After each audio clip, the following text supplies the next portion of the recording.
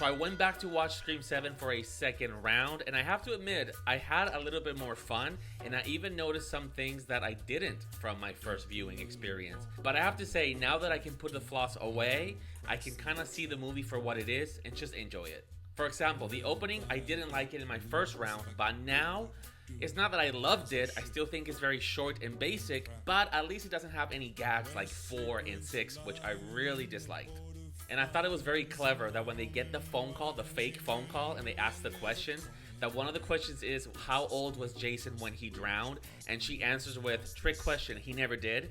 Because it kind of ties to Scream 1 and Casey's call, but also to this film, because the whole point of this film is whether or not Stu is dead. So that was really clever.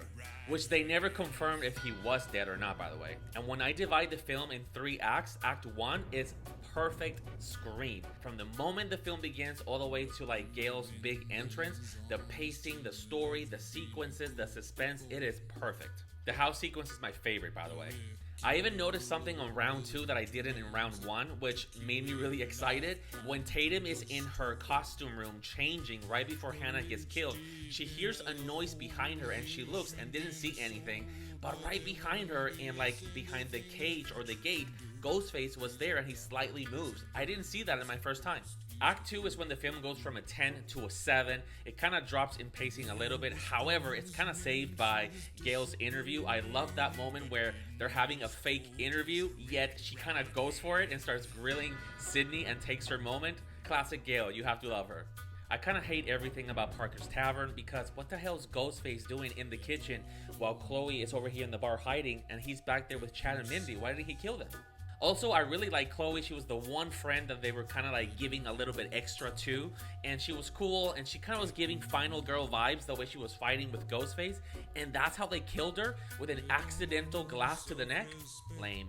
And the beer kill, the infamous beer kill, which is going to be huge and talked about forever in this franchise, it still feels really out of place to me, and it's kind of made for a gag, for a laugh, and I don't like that. I want a serious kill.